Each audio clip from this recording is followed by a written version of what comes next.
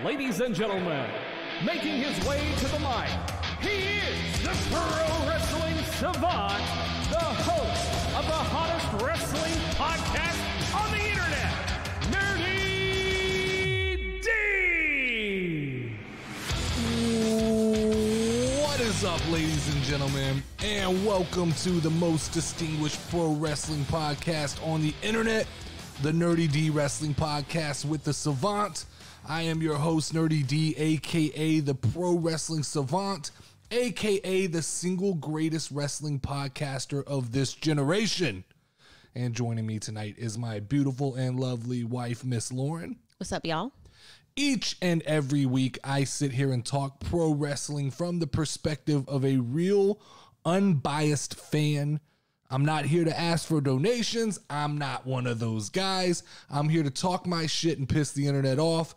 If you have any questions you want to submit to the show, you can do that through our YouTube or TikTok or by emailing questions@thepwsavant.com. All right, so just a little kind of housekeeping type thing here. So this week in the comments on TikTok, I saw a lot of chatter. A lot of people were bringing up Heel Josh again. Okay. So I don't know what's going on with Heel Josh. I don't know if he's on a tear, if he's running people off, but there's a lot of people who don't have love for that man. All right. And I'm one of them. I don't fucking care. I could care less about that motherfucker. Hey, guys. I reached out to him at one point, tried to be fucking friendly, never did anything offensive to him. All I did was sit here and talk my shit. And try to cancel you, bro. Well, yeah, he came out and said that, quote unquote, I'm disruptive. I'm disruptive to the TikTok wrestling community. Fuck the wrestling community. I don't even know what the fuck that is. Like, I don't, these gatekeeping ass motherfuckers who think they run shit on TikTok. Fuck you guys.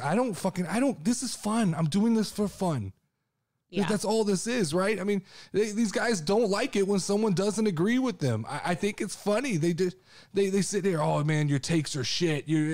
Dude, it's just what I'm thinking when I'm watching wrestling. I got 500 other things to fucking deal with. Successful businesses, a fucking family. I got tons of shit. This wrestling shit is just a creative outlet that I do for fun, and I'm enjoying the fuck out of it. And actually, I want to stir the fucking pot some more because it's been boring lately without these fucking idiots. Yeah. To sit around and pick off one by one. I'm pretty sure I got blocked by like 3 or 4 more of the fucking establishment people who don't like my opinions. True that. But I genuinely enjoy when people come into the comment section and they disagree in a manner that breeds conversation between me and them. When they just come in and they're like, oh, here's this fucking idiot again. I'm like, yeah, clearly you've got nothing fucking better to do than scroll through TikTok and comment on my fucking videos. Yeah. There's this one guy named Ryan, fucking got like a Stone Cold logo for his fucking thing. Fucking idiot comments on every video to let me know, like, how irritated he is with what I'm saying and that I'm a fucking idiot. Yet he watches every fucking video I put out. Well, then you must be doing something and right. I just fucking pull his little puppet strings by saying these things. These people think like fucking, I think I told him at one point Roman Reigns was better than Stone Cold Steve Austin and he fucking lost his shit. But I just know how to pull the strings of these fucking idiots. So yeah, get that out of the way. All right. So it was a long weekend for me, right? Okay. We went glamping. Yeah. And I glamped my ass right through AEW Full Gear. Fucking missed it. Didn't watch it. I know. I've since gone back and watched a few matches. I won't say illegally, but on Daily Motion, which I think is like YouTube's competitor. I was able to watch parts and pieces and highlights of the show, and I got to see exactly what I wanted to see, right? But I'll be real honest, like, outside of the CM Punk, Eddie Kingston, the MJF, and Darby Allin, I wasn't super excited about that pay-per-view anyway. Okay. Miro and Bryan Danielson didn't excite me that much. I understand the hype for Adam Page, Hangman, but I'm not an AEW lifer. I didn't start with this company. And I haven't watched long enough to know his whole journey and his whole ride. And there's a lot of people who are heavily behind him. Yeah. But I just, I could care less. And it's only because I don't know enough about him. It's seems like a cool character. And, they do like the cowboy shit or something like that, or hangman shit. Yeah. Seems like people really like him, but I haven't seen enough of his work. But people were happy with him winning the title. So good for AEW. I did watch the post-fight press conference. Okay. Where both CM Punk and Bryan Danielson talked, and they both talked with an urgency to take a title, which is interesting because CM Punk kind of came in with the attitude, oh, I'm going to help the young guys.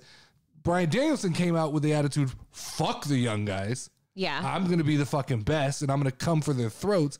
And now it looks like they're both chomping at the bits to get a hold of a title. So then I go, well, how long can he carry the company on his back? Because Kenny Omega, though he's still kind of that non-WWE kind of guy, he was a big enough name that he got people excited when he was champion. I don't know if Hangman has that. I don't know enough about Hangman to know if he has that. Me neither. But he doesn't do it for me, and that's all I can speak on. He's not must watch for me. I'm not looking and going, I got to check in to see what Hangman's doing this week. True. I do know if Bryan Danielson or CM Punk were the AEW World Champion, I would be watching every week to see what's happening. So it'll be interesting to see how long AEW can rest on this idea that like the hardcore fans appreciate Adam Page or Hangman as the champion, but the casual fans tend to make up the ratings. Yeah. So how long can they go without Bryan Danielson or CM Punk starting to creep into that title picture, right? Mm-hmm.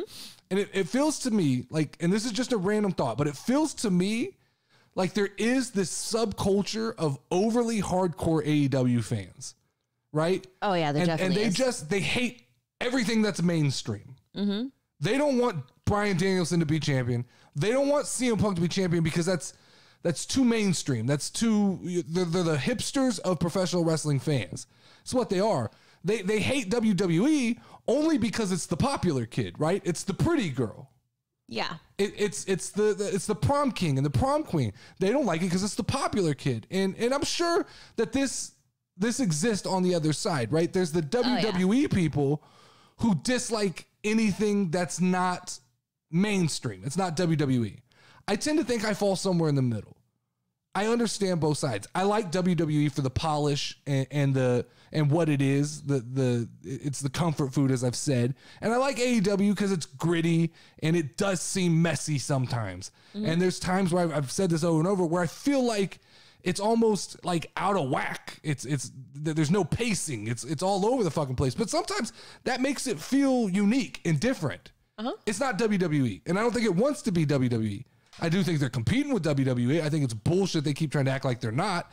And everybody who jumped into my comments and goes, they're not competing with them. They are the indie company. Let me set one thing straight. If a guy comes from an indie company, CM Punk, Bryan Danielson, right?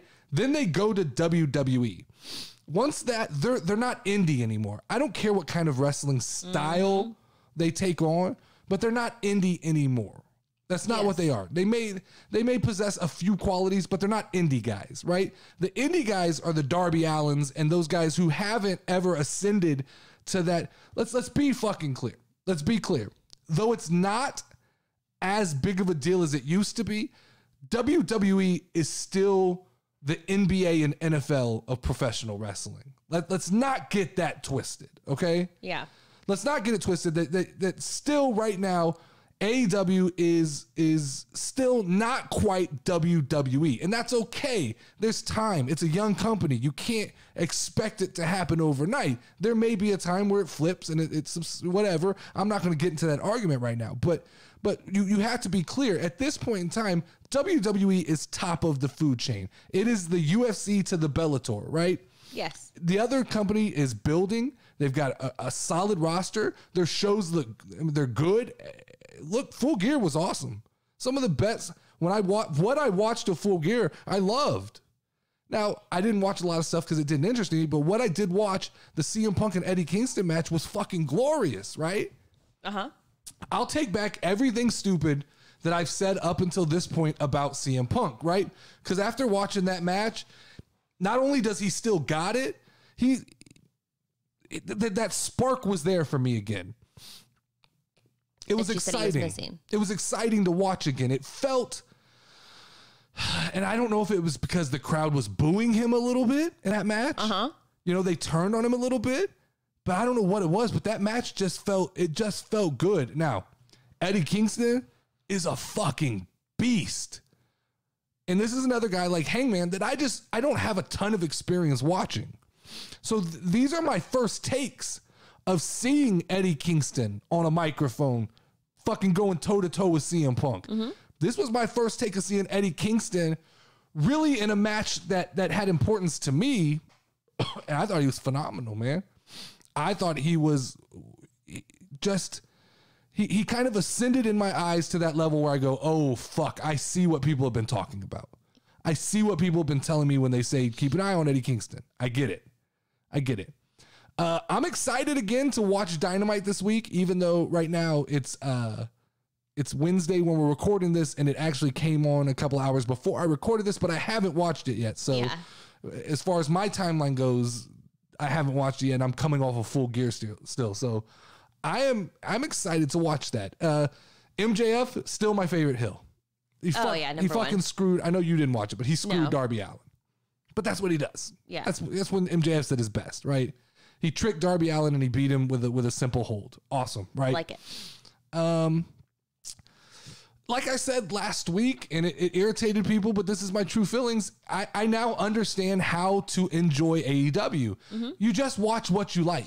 But that's probably all safe wrestling to say with all wrestling, right? I just think that when I am able to watch WWE, I can do it in kind of an ebb and flow where I get my laptop, I pay attention, I don't pay attention. With AEW, I feel like I have to lock in and then disengage, and lock in and disengage. And so, yeah, I enjoyed Full Gear because I watched only the things that I thought were interesting, and I ignored everything else, and I took away from it that I really, really, really enjoyed Eddie Kingston CM Punk. Like, one of my favorite matches of the year. Probably not everybody else's, but one of my favorite. I just enjoyed it. I enjoyed the storytelling. I enjoyed the fact that there was just a lot of beating each other up. I like that. CM Punk, fucking genius. He used one of John Cena's moves. Really? During the match, which I believe they're friends. I don't know the whole story, but I believe they're friends. And if not, what just a great way to get fucking people to talk about it. Dude, did you see what he did? Yeah, exactly. Yeah. And all the blood running down his fucking face. He's good. I don't like humble Punk. That's the fucking problem, right? When Punk gets into this kind of psychopathic heel mentality, which he had in this match, even if he wasn't the heel, I'm excited. Now, I did see, I'm going to spoil this a little bit, just in scrolling my Twitter feed before starting the show, it looks like CM Punk and MJF bumped heads tonight. Fuck yeah. So I'm excited to go back and watch that, which I'll do after this show, right? All right, so let's get into some WWE stuff because that's more what I talk about. Until I have a bigger volume of AEW knowledge from watching it. I'm only in 4 months now. Yeah. Once I have more, I'll talk about it more. But right now, I talk about what I like, what I don't like, and that's it. So let's move on to WWE. And I have to talk about. I was watching SmackDown, right? We watched SmackDown this week before we left. And it was a show that once again I enjoyed, right? And I'm sure that annoys half of the fucking internet because half of the internet thinks that if you enjoy Raw or SmackDown, you're some kind of fucking idiot, right? True. Which, side note, last week I mentioned that I was enjoying Monday Night Raw. After everybody tells me all I do is say negative shit, I come out and I go, hey man, I've been enjoying Monday Night Raw lately. And they all fucking came for my head. Oh, you enjoy that bullshit. It's fucking stupid. It's boring. I'm like, look, I like Bianca Belair. Bianca Belair is there. I like Seth Rollins. Seth Rollins is there. I like Kevin Owens. Kevin Owens is there. That's enough to keep me interested right now. I'm enjoying it. But back to SmackDown, okay? So I was watching the main event with Roman Reigns and Xavier Woods. Yes. For it was the Bend the Knee Part 2 or whatever. Yeah. And a question ran through my mind as I was watching the show, right? Roman Reigns gets a lot of fucking hate. There are a lot of people who hate on Roman Reigns. And as I watched the main event match, And as I watched the recap of his promo from the week before, I thought to myself, what more do people fucking want from him? Like, what is it that you want him to do? Because he's not going to be comedic. Yeah. It wouldn't even make sense for him to be funny, right? And he'd be like Big E, where you didn't where it's inconsistent, right? His character is cocky and his character is arrogant. And to me, he's one of the best heels in the industry. Now, can we equate some of that to Paul Heyman? Sure, right? And does WWE shove him down our throats at times? Pre-Bloodline? Sure they did. That probably pissed a lot of people off, but you have to live in the moment. And in the moment, I don't know, like, what do you want him to do that he's not doing? When he wrestles, I don't see any huge flaws in what he does. No. Right? He's technically good. Yeah. And so I joke when I go Roman Reigns, the GOAT, the greatest ever. And I can, like I said earlier, I manipulate people and I hurt their feelings when I say, oh, he smashed this guy or he smashed your favorite wrestler. Well, watch this. So watch this. I'll cut a clip right now. Okay. Okay. I'm going to cut a promo for you to cut out of this show. All right. I need you to cut it exactly from like start to beginning. Tell me to go. Well, you'll know exactly where I'm going with this, but I want this to be an inside thing here. I'm going to cut this promo. You're going to put it on TikTok and YouTube, and people they're going to lose their fucking shit, right? Okay, so here we go. So look. All right. This week on SmackDown, once again, the big dog, the tribal chief, the head of the table, he smashed another of these non-worthy opponents on SmackDown, right? I told everybody there's nobody who could stop Roman Reigns on SmackDowns. How many times does Roman Reigns have to smash your little brother's favorite wrestler? Because that's all these guys are, right? All these little gimmicky, your little brother's favorite king or demon or whatever they are. He just one after another, he smacks the shit out of them. What does he got to do before you scumbags acknowledge that Roman Reigns is the greatest universal, fucking scratch that. Roman Reigns is the greatest wrestler of all time. The GOAT of professional wrestling. All right. So you cut that shit out. Watch. It's going to drive people crazy. They don't understand. If you don't listen to the entire show, which I've fucking stated over and over, you're getting exactly what I'm giving you. I'm pulling puppet strings to get you to fucking talk and comment, and that's what it is. And but in real talk, I don't know what more you want from Roman Reigns. I don't get it. Like, do you want him to sing and dance like The Rock? I was literally just thinking that. Because it feels like that would be awkward, right? If he tried to be funny. The Usos kind of give a slight bit of comedy. Side. Paul Heyman gives that credibility of, the legitimacy, and he can talk circles around everybody else. And what is wrong with just being really good at being the leader of the faction? Like, I don't understand why he has to be the best guy by himself. I agree. But look at the last few top big draw names in the WWE, and they're always formulaic, right? Mm-hmm. Brock Lesnar, suplex, suplex, suplex, suplex, suplex city, suplex here, suplex there.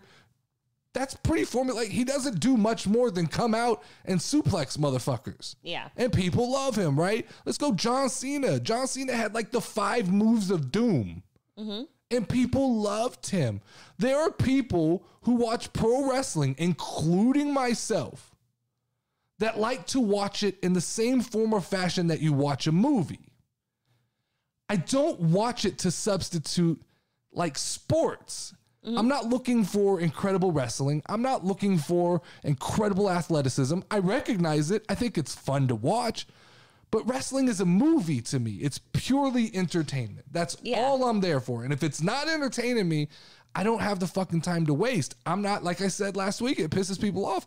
I'm not there to see 2 fucking guys in underwear wrestle without a story. It means nothing to me. As far as I'm concerned, and I was not on the right slide here, but whatever. As far as I'm concerned, I like Roman Reigns.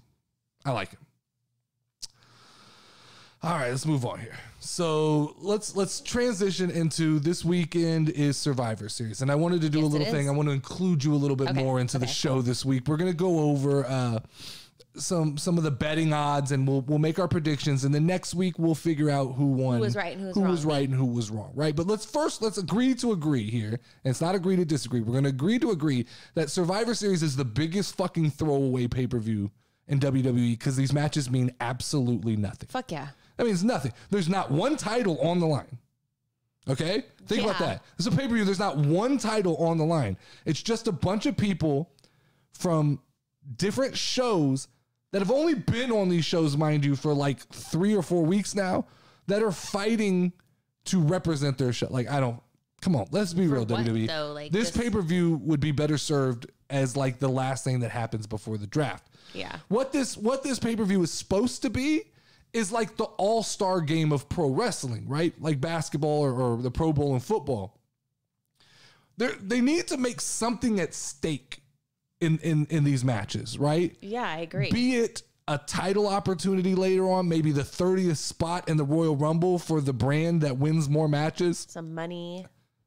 I mean, money is fine, but it's never really believable when you go like it was like the Brock Lesnar fine where I overreacted and people were like, "Come on, bro, he's not really fine." Like, no shit, guys. You're gonna play for $1 million. Yeah, I mean, you could just make up any number and 1 million sounded good. Yeah. But I found a website. Okay, I found a legitimate betting website that has betting odds for every match at Survivor Series, and this is.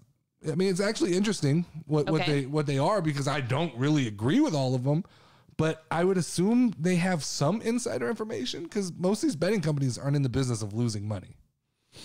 So let's start off here with I've got pulled up the men's Survivor Series match. And as you know right now, just to keep you up to date, Seth Rollins, Finn Balor, Kevin Owens, Austin Theory replaced Rey Mysterio this week. Yeah. And Bobby Lashley. That's Team Raw.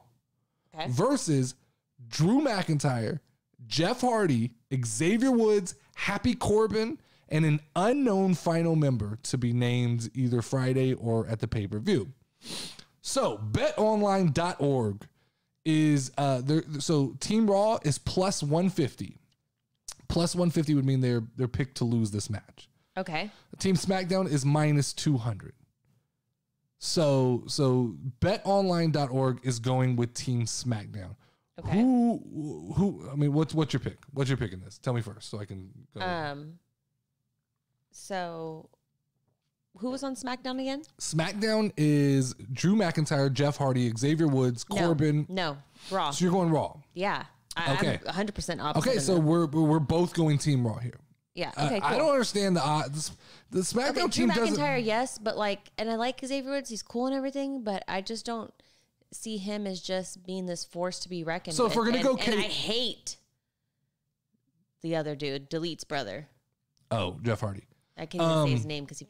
So if we're going kayfabe, yes, I agree. Like Seth Rollins, Kevin Owens, Bobby Lashley, there's just too much muscle in that fucking group. But if I'm just going off of WWE logic here, I don't understand like who stands to gain if SmackDown wins. Xavier Woods is so fucking over right now. He needs no help. Happy Corbin is over. He needs no help. Drew McIntyre is in this open challenge thing, which is basically just a holding pattern until Roman Reigns is done with Big E and Brock Lesnar. And Jeff Hardy is fucking Jeff Hardy. I feel like he just wanders around the backstage area. That's what it really looks like to me. Like every week he's just wandering around in face paint and never wrestles. Like, why are you putting the face paint on if you're not wrestling? Mm-hmm. Do you just walk around in that shit? Because it's a little bit creepy. It does come off a little bit creepy. True. So I'm with you though. I'm going Team Raw on this one. I don't think. Okay. I think that. I think Team Raw, and I'm going to go for a bonus point here. I think Kevin Owens gets the winning pin. Okay. I think so. I think he's the survivor. The last. Even if other people are there, I think Kevin Owens gets the final pin. All right. All right. So then we move on to the tag team SmackDown. The tag team match, not SmackDown. Tag team match. And that is RK Bro and the Usos. So betonline.org has RK Bro at minus 250, which would make them who they think they're winning, and the Usos at plus 170. What's your call here? I'm gonna go with RK Bro Okay.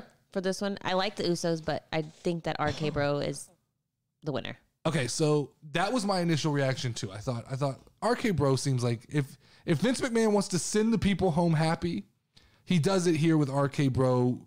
This is a feel good situation, but yeah, I think there's a problem. Omos has been sticking his fucking nose into a lot of RK Bros matches and things like that. AJ Styles, so they could be waiting kind of behind the scenes. I also don't know. You got to keep Roman somewhat strong, right? Especially if when we get to the end of this, I'll kind of go over some predictions I have. He needs his army. You can't just keep feeding the Usos to people. They're going to lose a little bit of stigma. So I think I'm going to go here. I think the Usos win this match because once again, these matches don't mean anything. True. So it'd be the and perfect RK opportunity. Bro, you could easily have Riddle do something stupid. And the theme has been just Randy chastising him. Yeah. For like, hey man, your fucking stupid decision, right? True. That cost us the match against the Usos. And it doesn't hurt them at all. It actually, what the Usos are the only ones, if they lose this, that really have a lot to lose because they keep getting fed. Like they got fed to Xavier Woods Yes. in order to build the Roman Reigns story. And you can only do that so many times before you start to look and go, oh shit, they're not as strong as they were before. True. True. This one's okay. So this one's right, exciting tell here. me. Here we go. Women's title. The women's Okay. title match, right? Okay. It's not really for the title. It's the two women's champions, right? It's Becky Lynch is minus 400. Ooh. Charlotte Flair is plus 250. Damn. So that means that they're calling this a no fucking brainer. Duh, fuckers. It's That Becky. Becky Lynch is going to win. So you're going Becky? Yeah. I'm going Becky Lynch as well, right? I said this a couple weeks ago. Charlotte signed her fucking death warrant by throwing that belt onto the ground. And though the WWE kind of alluded to the fact they're not going to punish her, this is punishment enough. Becky has gone on record this last week of basically coming out and saying her and Charlotte Flair were very good friends in the beginning when Charlotte was kind of the superstar, right? Mm-hmm. Charlotte was winning the titles. And Becky was just a sidekick, kind of a mid-card sensation. And then all of a sudden, Becky came up with the man and all that stuff, and Becky 2 belts, and she fucking skyrocketed to the top. Mm-hmm. And her claim is that Charlotte just couldn't fucking handle that. Yeah. And I do believe at this point in time, Becky Lynch is far more liked than Charlotte for sure. Flair. For sure. And I could see zero reason why you have Charlotte Flair go over in this match. Now, I'm going to make some predictions here on the side of this thing. This is going to be a stiff and awkward match.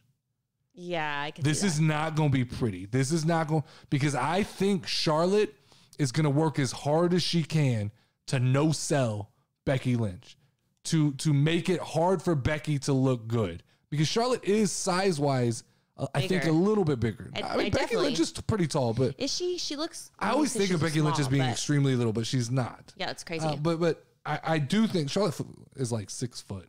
So she's pretty tall. Really tall. I mean, every time you look at her to the other girl, she's definitely but taller. yeah, so I expect to see a lot of Charlotte no selling and a lot of Charlotte, just stiff and maybe a few real shots between the two of them.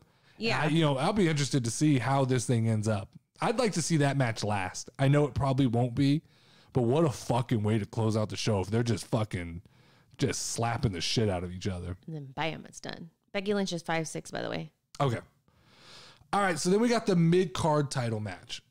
This is one that I haven't paid much attention to. And why? Neither of these guys, WWE doesn't act like these guys are important, so why am I supposed to? True. You got Damian Priest at minus 170, and you got Shinsuke Nakamura I like Shinsuke. at plus 130. So where are you going? I'm going with Shinsuke. You're going Shinsuke on this one. Okay, Yeah. so this is where we're Damian going to... Priest. We're going to differ on this one, though. Because in the last couple of weeks, they've been playing up this idea of like the good and the bad in Damian.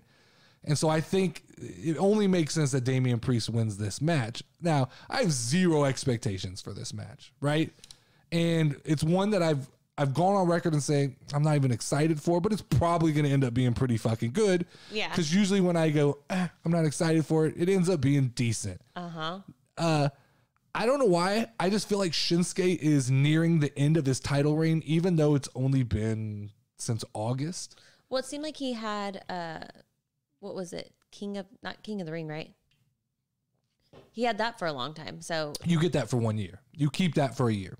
From the time you win it until the next tournament, that is yours. Well, now I know. That's why it seemed like he had it for a long time. You can't lose that. So, but here's an interesting stat that I read today.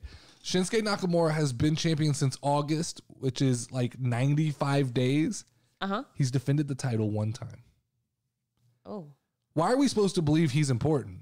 Yeah. Why are we supposed to believe that the Intercontinental Championship is important? Well, and you just said that they get to keep it for a whole year, so it wouldn't matter. You're not listening. Okay. You're not listening. Okay. So Shinsuke Nakamura was 2 different things. Okay. He has the Intercontinental Championship belt.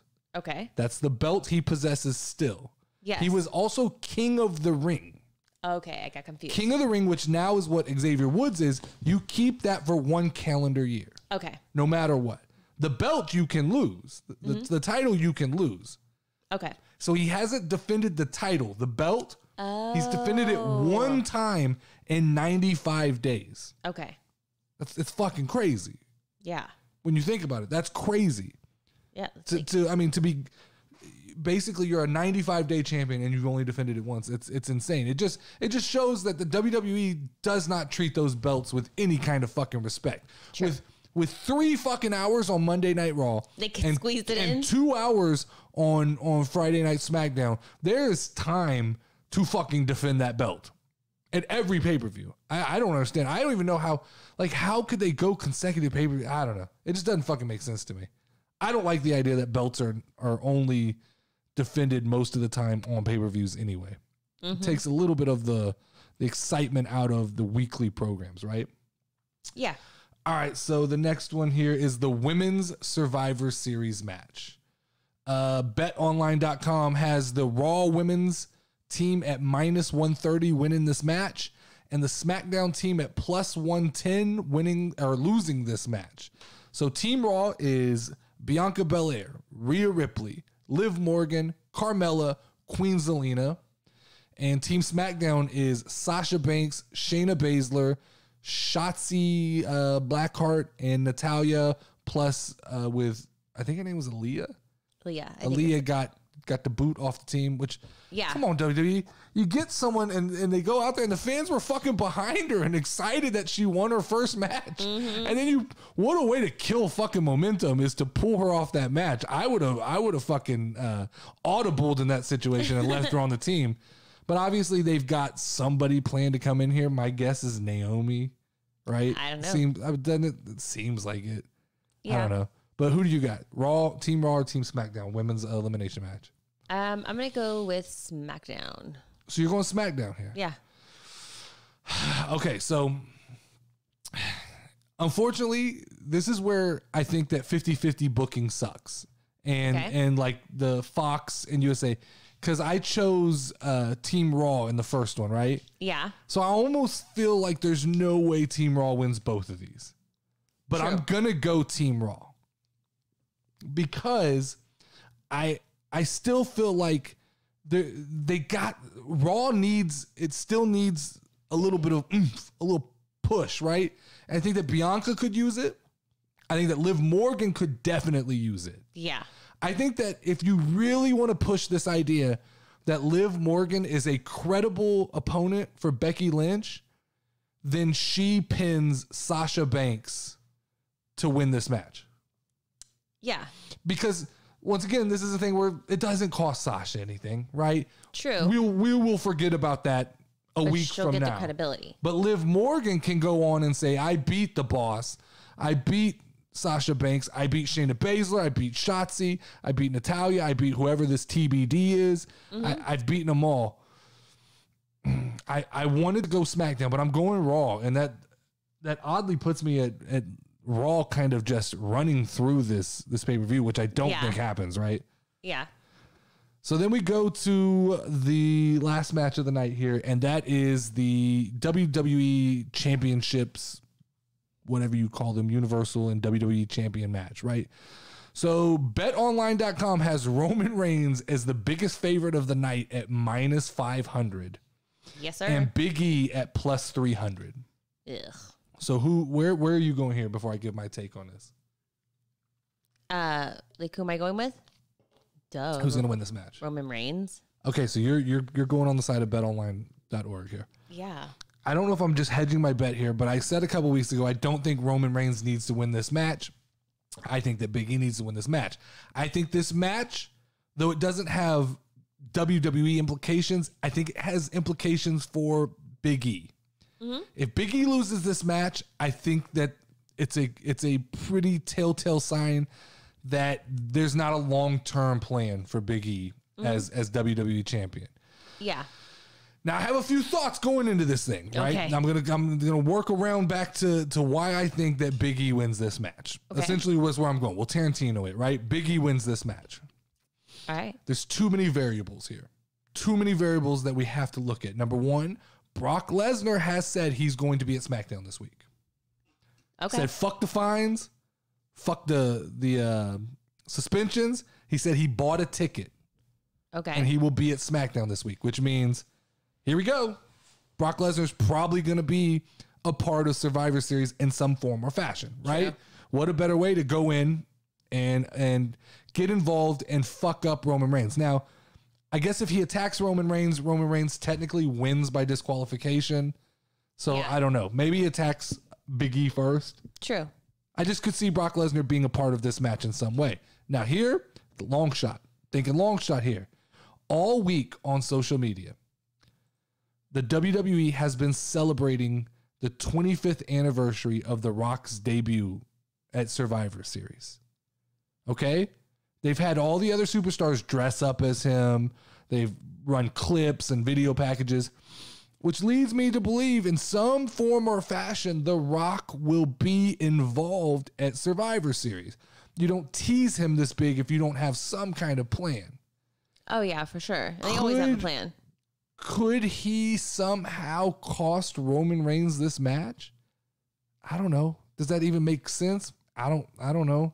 I don't even want to fucking really think too far into it, but I do think that if we're going to get this rumored match between The Rock and Roman Reigns at WrestleMania, Okay. they have to plant the seed right now. Yeah. And, to make and it I'm believable. going to tell you why, because I told you earlier, right? The ticket sales are struggling. Which is so crazy. Well, is it? I I mean, mean, pandemic, you usually get a big national travel, right? Yeah. And I think it's hard to travel nationally right now. It's hard to travel just in general.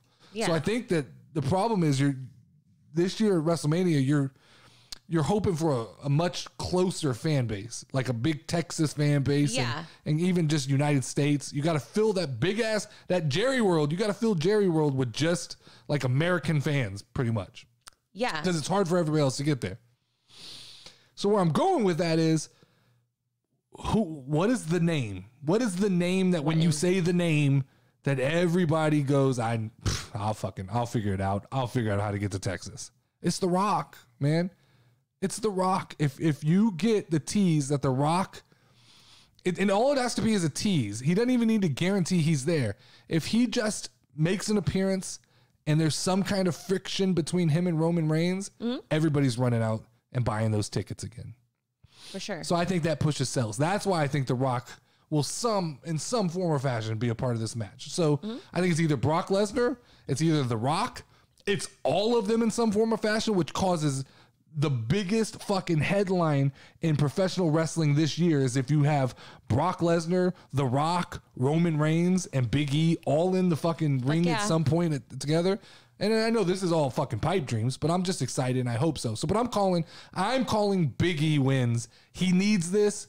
I think I have faith in Big E. I want to see him hold the belt all the way till at least WrestleMania. So I think this is a tail sign here. This will be a telltale sign. Is if Big E loses, especially if he loses cleanly, they don't have faith in him. And it's just a matter of time before Kevin Owens or Seth Rollins is WWE champion again. All right. All right. So last thing I want to do tonight is I want to take a moment to elaborate on something I said last week that, you know, it kind of got the comment section stirred up a little bit. And that was that I feel like I I feel like AEW feels like a show where everyone is just competing for match of the night, and they're trying to one up each other constantly. Yeah. And I got so many stupid fucking comments from so many stupid idiots. Okay. Who they can't comprehend what I mean when I say something. A little bit of what I say usually has to be read between the lines because it's not all 100% literal, right? So sometimes I think, oh fuck, I gotta dumb this down so much so that everybody can understand what I'm saying. Every match of a 2 or a 3 hour show cannot be the main event. It cannot be of main event quality. It cannot be of main event energy. Number one, it lessens the value of what the true main event is. And I see that time in and time out on AEW, where I watch a show and the third match feels so much better than what they're calling or closing the show out with. And sometimes I wonder if that has something to do with the fact that they then follow up and they record Rampage right afterwards, so they can send the fans home happy another way. But it does feel to me that it lessens the value of the main event when you have these matches with all these high spots. And it doesn't feel like someone like Jericho has talked to CM Punk or talked to Bryan Danielson. We're going to do this. So you guys probably don't want to do that. Yeah. Or, we need some energy here. We're going to have a low here. It just, to me, it feels like the pacing of AEW shows is all over the place, right? Yes. Now, to me, that's what pay-per-views are for. Pay-per-views are the night where everybody goes out and tries to one-up everybody. Because when I sit down to watch a pay-per-view, I know that's what, it's supposed to be the culmination of everything that's happened the last month or the last 2 months in AEW's case, right? Shows have to have pacing. You can't argue that with me. If everybody goes out there and fucking tries to put on the match of the night, by the end of the night, people are fucking exhausted. Yes. And if the third match is the best match, when you get to that last match, people are like, what's next? What's better? This isn't as good as what I've seen already. Exactly. Shows are supposed to ramp up. Now you can have a high point in the middle and then kind of a relax, and then you finish strong. But that's the pacing of the show. That's why guys like Dolph Ziggler and Bobby Roode are so important to companies, because Dolph Ziggler's going to go out and give 110%, and he's going to sell every move, but he's not trying to steal the show out from under Roman Reigns or Big E. That's not his goal. Yeah. His goal at this point in his career is to go out and put on the best fucking match that Dolph Ziggler can put on, but he's not going to try and steal the fucking thunder, right? Yeah. I was misquoted as saying that AEW does not have a mid-card. That's not what I said. What I said was, it feels like AEW doesn't understand they have a mid-card. There's too many high spots every week, too many big over-the-top matches, too many matches with no build that are just two big names that are supposed to feel good, right? Sometimes I even feel like when I watch AEW that I see the same spot in two different matches, which almost never happens in WWE, right? If one guy picks up a chair in WWE and hits somebody, that's almost always going to be the only time someone does that. Yeah. They don't double up on gimmicks, right? Or if a guy gets thrown through a barricade or dropped through a table, you usually don't see it again. And in AEW, I felt like from time to time, I have seen repeating gimmicks, repeating spots. True. So then it just gets annoying. It's not annoying. This is just my opinion of why I think that it feels like AEW doesn't know they have a mid-card or doesn't understand. It's unfair to say doesn't understand, right? Because maybe this is the pacing they want. Maybe this is all on purpose. But for someone like me who grew up on WWE, who is accustomed to the WWE formula, it's just what my mind craves. And that, like I said, these are my opinions. I get to say whatever the fuck I want. One-upsmanship is fine. That's fine. But it's never good to diminish your main event. It just never is. Well, because then it cheapens everything. It does. It really does. And I had some fucking guy try to compare being a high school wrestler. Okay? He goes, I'm a high school wrestler. And in every match, everybody should try their hardest. And I'm like, yes, dipshit. That's life. When winning, no, but when winning matters, because in high school wrestling, you have to win. The other guy's not letting you win. It's True. not choreographed. True. There's not a plan. Yes, The plan is you have to go out there and fight hard. He has to fight hard, and the best wrestler wins. That's not how pro wrestling works. Pro wrestling is better compared to a team sport, right? Because these guys, the goal is to put on the best show you can put on. That's it. Like, at the end of the night, all that matters is that you move your company forward and your ratings are up and you put on a solid match, right? Yes, for sure. But you don't go to a movie, right? Uh-huh. And you don't hope that the supporting actors outact the starring actor. No, then you'd be kind of disappointed. It would be in a the actor. clusterfuck if everybody was trying to outact each other. Could you imagine how over the fucking top it would be? Yeah. It would be a clusterfuck. That would be crazy. WWE fucks up a lot. I mean, they fuck up a lot of shit. I'm not as hard on WWE because I kind of know what to expect when they fuck up. And a lot of it just kind of goes by my head because I'm used to it. But the one thing that I feel like they do incredibly well is they pace their shows more like a movie. Yes, They for sure. ramp up and there's a big finale to what you're watching, right? I do feel like, maybe this is just my opinion, but I feel like your champion should end the show. The last person you should see, if they are there and they are available, the last person you should see in some form or fashion is your champion, right? Now, can see that. Big E's not always in the main event, but a lot of times he's standing out there, right? He got in Kevin Owens' way, but he's a part of what's going on, or what's going on directly reflects him in some way, right? Like, it's going to have consequences for him. But you never see like a boxing event or a UFC event where like Conor McGregor's the second match. Yeah. Just because, right? Yeah. So Kenny more people Omega can watch sometimes was the third match of the night. Just because. It almost felt like it was one of those I understand this is kind of the AEW mentality. Like, we're all in this together. So tonight we're going to let Miro be the main event. Okay. You know, Miro and Sammy Guevara, right? But that's not the Yeah. main event. Let's not kid ourselves. You keep saying the TNT title is mid-card, Okay. then don't put it on the last match. Don't do that, right? Yeah. But you don't ever see UFC and boxing. You know who you paid to see. Right? Like, I know when I go see a live show, I know who I paid to see. I paid to see Roman Reigns. I paid to see Big E. I may have other favorites, but I'm paying to see the big stars, right? Now, having said all of this shit, right? Yeah. This long-winded explanation here. AEW is still having success. Despite all this. Despite my thoughts. Despite my feelings. And that's awesome. That's awesome. That means that I'm not always fucking right. True. And it means that something that makes me uncomfortable or doesn't necessarily hit like my pleasure cortex in my brain, that don't make it wrong. I'm just stating that it doesn't ring with me. It doesn't vibe with me. No vibing.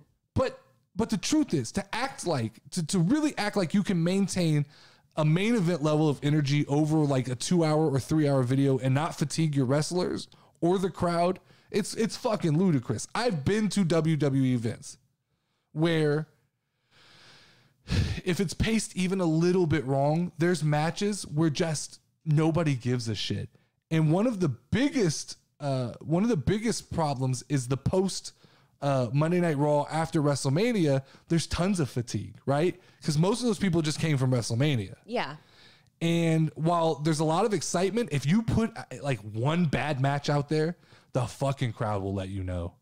I mean, they will. They'll either boo, they'll fucking start chanting some wild ass shit.